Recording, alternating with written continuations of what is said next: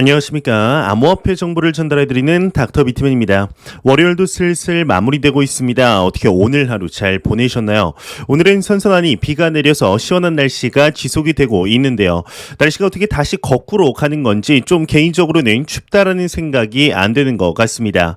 이러한 선선한 날씨에 맞게 암호화폐 시장의 상황도 상당히 긍정적인 모습들이 보이고 있는데요. 오늘 하루 남은 시간도 행복한 하루 되시길 바라면서 월요일의 마무리는 과연 어떠한 소식들이 반겨주게 될지 한번 보도록 하겠습니다. 어제 저녁부터 시작이 된 비트코인의 상승을 시작으로 암호화폐 시장 전반적인 상승세가 지속이 되고 있습니다. 많은 투자자분들이 웃음꽃이 필만한 상황이지 않을까 싶은데 이러한 모습 속에도 이제 부정적으로 보는 인물들과 기관들 또한 여전히 존재하는 것이 사실인데요. 오늘은 비트코인 ETF를 승인시키며 이 나라의 국민들 또한 암호화폐 시장에 대하여 긍정적인 반응을 보였던 국가이죠. 캐나다의 중앙은행 총재가 이야기를 했다고 합니다. 비트코인은 디지털 화폐가 아니다라는 언급을 했다고 하는데 정확히 어떠한 이야기를 했을지 같이 한번 보도록 하겠습니다. 캐나다 중앙은행 총재 비트코인 디지털 화폐 아니다 이렇게 헤드라인이 장식이 되어 있습니다.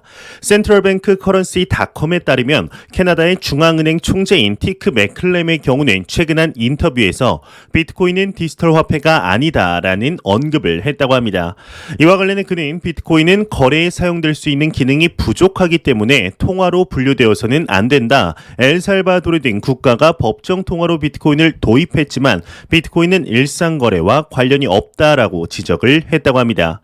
추가적으로 코로나 팬데믹이 전 세계 경제 디지털화를 가속화시켰지만 기존 화폐 시스템은 지속될 것이라 생각한다. 사람들은 물건을 사기 위해 비트코인을 사용하지 않는다. 지폐는 사라지지 않을 것이라 강조를 했다고 하는데요. 네, 여기 지금 보시는 인물이 캐나다의 중앙은행 총재 티크 맥클램 인물입니다. 비트코인은 디지털 화폐가 아니다라는 언급에 대하여 여러분들은 어떻게 생각하시나요? 개인적으로는 반은 맞고 반은 틀리다라고 생각을 하고 있습니다. 현재 걸어가는 길에 있어서 비트코인의 경우 전통적인 해지 자산이죠. 금의 점유율을 흡수하며 생각보다 빠른 속도로 새로운 해지 자산으로서 성장하고 있습니다. 이러한 것은 글로벌 투자 은행들과 보험회사 그리고 국가의 공적 기금들의 사회적인 합의가 이루어지고 있는데요. 현재 글로벌적으로 가장 위협이 되고 있는 인플레이션의 경우는 연평균 7% 정도에 머물고 있습니다. 하지만 이번 코로나로 인해 대규모 양적 완화로 인해서 무제한적으로 달러가 풀린 이후 순간적으로는 회복세에 들어선 것처럼 보였지만 여러분들도 아시다시피 인플레이션은 시간이 갈수록 가속화되고 있죠. 미국의 연준 의장인 제롬 파월의 경우도 인플레이션이 내년에도 계속될 것이라며 사실상 포기를 한 상태입니다. 이런 상황들이 이어지며 비트코인의 2100만 개가 고정되며 네트워크상에서 서로 간의 신뢰로 인해 투명성이 확보되고 중국의 엄청난 압박에도 이제 끈질기게 살아남을 뿐 아니라 얼마 전에는 미국의 증권거래위원회이죠. SEC의 비트코인 선물 ETF로 인해 인플레이션의 새로운 돌파구로서 자리를 잡아가고 있습니다. 하지만 궁극적으로 현재 비트코인이 나아가는 길은 인플레이션의 해지 자산이 아닙니다. 비트코인을 포함한 암호화폐 시장이 궁극적으로 추구하는 길의 경우는 은행의 서비스를 받지 못하는 국민들, 시민들에게 은행의 서비스를 가능하게 해주며 화폐 역사상 가장 완벽한 통화 시스템의 구축입니다. 비트코인의 탄생은 단순히 새로운 투자 수단의 탄생에서 그치지 않으며 여태까지 볼 수 없었던 새로운 금융의 혁신이자 사람의 가장 큰 욕구인 재산권을 충족시키는 형태라고 볼 수 있는데요. 금의 점유율을 흡수하는 것은 비트코인이 나아가는 길에 있어 수많은 기능 중 일부일 뿐이라는 것을 잊지 않으셨으면 좋겠습니다. 금의 자금뿐 아니라 시간이 흐르면서 마이너스 채권들까지 흡수할 것이며 더 나아가서는 엘살바도르의 비트코인 법정화폐와 같은 케이스가 생각보다 많이 나올 것으로 보고 있습니다. 이러한 움직임은 지난 10월 브라질에서 비트코인의 상거래 지불 수단으로 하는 법안의 준비도 마쳤었죠. 이 브라질뿐만 아닌 아르헨티나에서도 또한 움직임이 가속화되고 있으며 탄자니아와 퉁가 등 남미 아프리카 등에서 계속해서 나오고 있는 중입니다. 이러한 국가들의 통화량까지 흡수할 것으로 보고 있습니다. 단순 금의 점유율만으로 비트코인의 가치를 평가해서는 안 됩니다. 지금 보시는 사진 자료는 미국의 통화 공급량 사진입니다. 현재 미국에서는 엄청난 양의 통화를 공급하고 있으며 시간이 갈수록 이를 회수하기 위해 급격하게 늘어나고 있죠. 이를 회수하기 위해서 다양한 방법으로 정부에서 수익을 창출해야 할 텐데 그중 가장 쉬운 방법이 인플레이션으로 인하여 세금을 내게 하는 방법입니다. 자연스럽죠. 사람들은 세금을 낸다는 생각을 하지 못하며 이와 동시에 정부는 시민들에게서 자산을 가져오는 것인데요. 이러한 인플레이션이 7%에서 이제는 연 20%에 달할 수 있다는 전망이 나오고 있습니다. 매년 우리는 7%의 수익을 내지 못한다면 표면적으로는 동일한 액수의 돈을 가지고 있어도 우리의 자산의 가치는 매년 마이너스가 되고 있다는 것인데요. 만약에 이 비율이 정말 20%로 올라간다면 사람들은 어떠한 선택을 하게 될까요? 이 20%로 올라가게 된다면 이제 그 누구라도 뭔가 잘못 흘러가고 있다는 것을 느낄 것이며 본인들의 자산을 지키기 위해서 새로운 가치 저장의 수단으로 자금이 몰리게 될 것입니다. 그러한 역할을 현재 비트코인이 진행을 하고 있는 중이죠. 현재 우리는 너무나 좋은 시기에 투자를 하고 있습니다. 얼마 전 비트코인 선물 ETF가 승인이 되었다고 해서 절대로 끝이 아닙니다. 아직 시장은 시작도 하지 않은 시장이며 말 그대로 마라톤에서 한 걸음도 뛰지 않은 상태입니다. 시작하는 시점은 개인적으로 비트코인 현물 ETF 승인이라고 보고 있는데요. 절대로 암호화폐 시장을 통해 집 사고 차 사고 백 사려고 투자하는 것이 아닌 궁극적인 우리의 목표이죠. 경제적 자유를 위해 길게 보시고 투자하시길 바라겠습니다. 역사상 엄청난 수익을 번 사람들은 단기적인 변동성을 맞추는 트레이더들이 아니었습니다. 미래를 예측하고 불확실성에 투자한 투자자들에게 막대한 부를 가져다 주었죠. 현재 암호화폐 시장의 변동성은 선물입니다. 투자뿐 아니라 사업, 모험 등 인생을 보았을 때 위험이 없는 것은 리턴도 적기 마련입니다. 현재의 변동성을 즐기시며 장기적인 시각으로 트레이더가 아닌 캐피탈리스트, 즉 자본가가 되시기를 진심으로 바라보겠습니다. 항상 투자 철학에 관해서 이야기를 하면 좀 말이 길어지는데 다시 본론으로 돌아가겠습니다. 현재 캐나다의 중앙은행 총재의 이런 언급들도 있지만 현재의 암호화폐 시장의 상황에 맞게 긍정적인 소식들이 계속해서 나오고 있습니다. 현물 시장이 가파르게 움직일수록 선물 시장은 더욱 급격한 움직임을 볼 수밖에 없는데 최근 6개월 내에 엄청난 규모의 포지션이 청산이 되었다고 합니다. 내용 같이 한번 보도록 하겠습니다.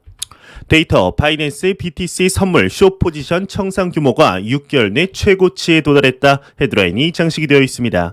암호화폐 데이터 분석 업체 글라스노드에 따르면 8일 바이낸스 비트코인 선물 숏 포지션 청산 규모가 1217만 달러를 기록했다고 합니다.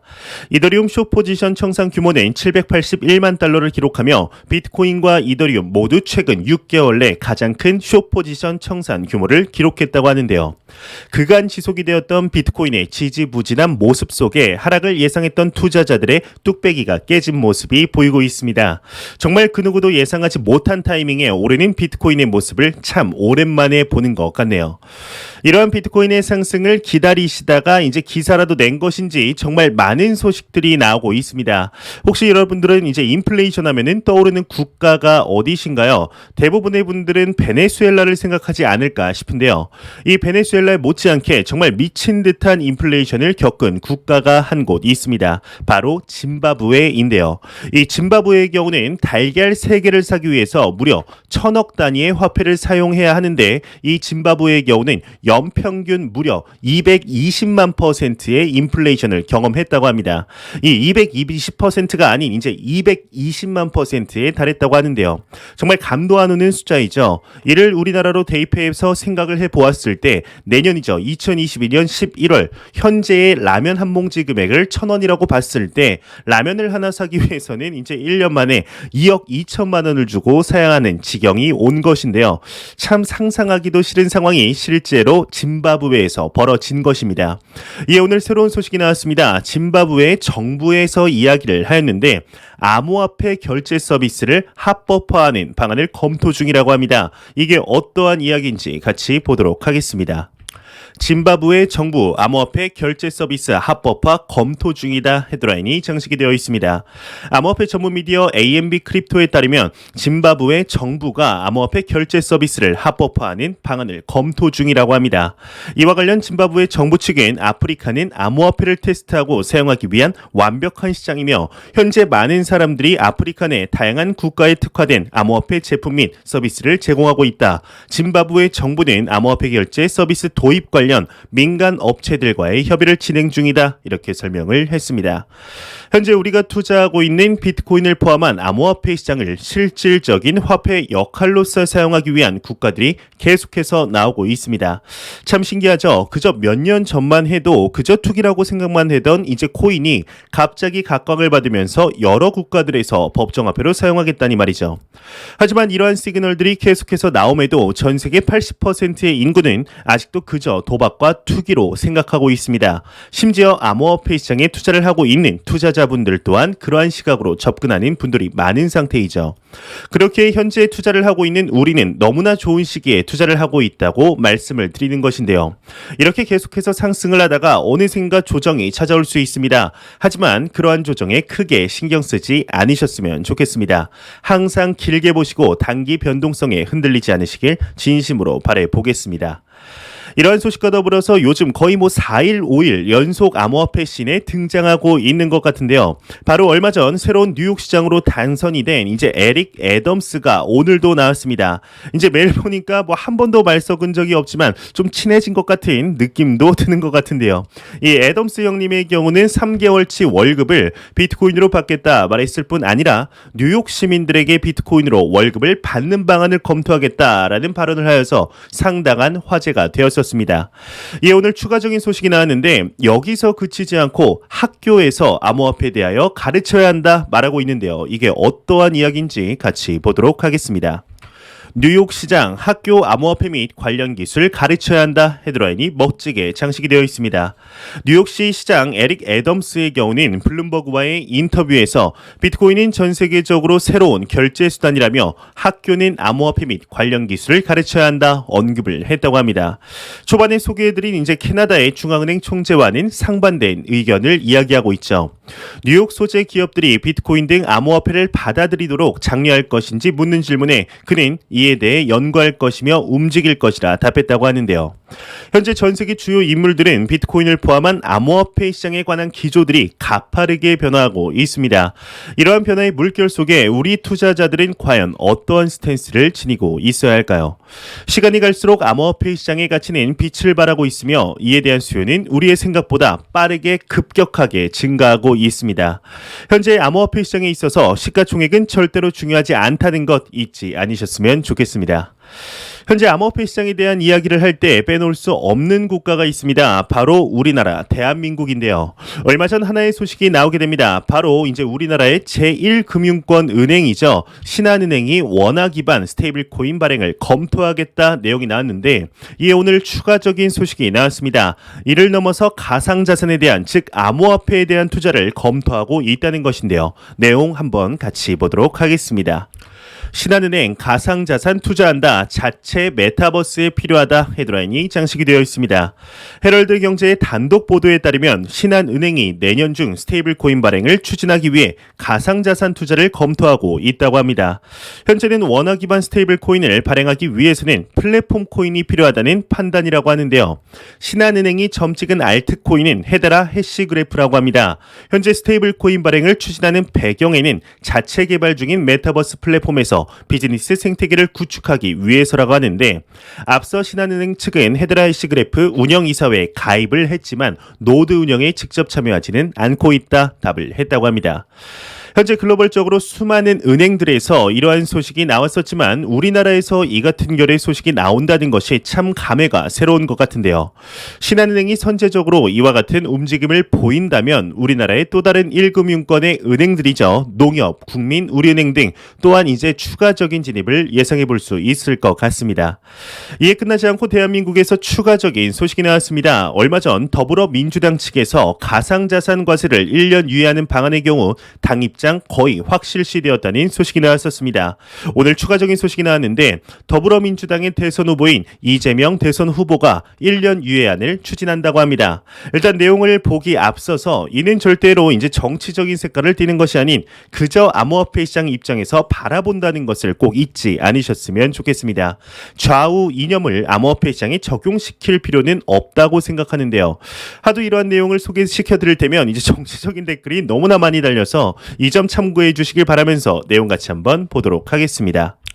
이재명 가상자산 과세 1년 유예 추진한다 헤드라인이 장식이 되어 있습니다. 매일경제 단독 보도에 따르면 더불어민주당 대선 후보이자 이재명 후보의 경우는 가상자산 과세 1년 유예를 추진한다고 합니다. 8일 민주당 관계자에 따르면 이 후보는 오전 열린 민주당 대선 선거대책위원회 회의에서 가상자산 과세 유예를 추진하겠다고 밝혔다고 하는데 이 관계자는 선대위 비공개 회의에서 후보가 직접 가상자산 과세 유예를 추진하겠다는 뜻을 밝혔다. 유예 기간은 2023년 금융투자소득세 도입에 맞춘 1년 정도라고 전했다고 합니다. 현재 대한민국에서 비트코인을 포함한 암호화폐 시장 전반적으로 참 분위기가 많이 바뀐 것이 보이고 있습니다. 과거에는 그저 도박으로만 보며 없애기 위해 급급한 모습을 보였다면 이제는 투자자의 숫자가 많아져서인 것일까요? 없애기보다는 수용하려는 쪽으로 바뀌고 있는데 이러한 모습들을 보았을 때 아무래도 과세 방안은 유예를 하는 쪽으로 많이 기울어진 것 같죠. 확실히 대한민국 투자자들의 단기적인 악재가 해소가 된 것이 다행이다 생각이 드는데요. 이에 대한 내용은 계속해서 추가적으로 나올 것으로 보입니다. 내용 나오는 대로 바로 알려드리도록 하겠습니다. 안 보고 가면 섭섭하겠죠. 마지막 크립토 공포 탐욕 지수입니다. 전날 대비 2포인트 상승한 75포인트를 기록하며 탐욕 단계를 유지하고 있습니다. 이 지수는 0이면 공포, 100이면 낙관을 의미하게 되죠. 좋습니다. 현재 비트코인을 시작으로 암호화폐 시장 전반적인 분위기가 살아난 것으로 보입니다. 2주 정도 지속이 되었던 지루한 횡보장에서 다시 한번 슈팅이 보이면서 주변 지인분들에게도 연락이 많이 오고 있는데요. 그럼에도 아직 진정한 상승장은 시작도 하지 않았다고 생각합니다. 뿐만 아니라 얼마 전 영상을 통하여 이번 상승 이후 이와 같은 상승장이 오기는 힘들다고 말씀을 드린 부분이 있었는데 이에 대한 저의 생각이 다시금 바뀌었습니다. 그렇게 보는 이면에는 제 스스로도 비트코인의 시가총액을 계산해 보았을 때 감안하지 못했던 부분들이 있었는데 비트코인에 대해서 암호화폐에 대해서 공부하면 할수록 우물한 개구리였다라는 사실들을 계속해서 깨닫고 있습니다. 길게도 아닙니다. 3년 뒤 지금의 가격이 상당히 작아 보일 것이며 지금 시기에 투자한 투자자들을 신규 투자자들은 너무나 부러워할 것이라고 보고 있습니다. 마치 이번 2021년 2월에서 4월에 새로 진입한 투자자들이 2018년에 투자하여 지금까지 이어오고 있는 투자자분들을 보듯이 말이죠. 현재 암호화폐 시장은 빠르게 성장하고 있습니다. 이러한 성장의 속도는 그 어떠한 자산군에서도 볼 수 없었으며 역사상 전 세계에서 가장 사랑받는 자산군으로 성장을 하고 있습니다. 미국 1위의 암호화폐 거래소이죠. 코인베이스에서 이제 하나의 거래소에만 2021년을 돌이켜보았을 때 한 달에 매달 신규 가입자가 무려 100만 명씩 증가를 하였습니다. 코인베이스의 단 하나의 거래소만으로 말이죠.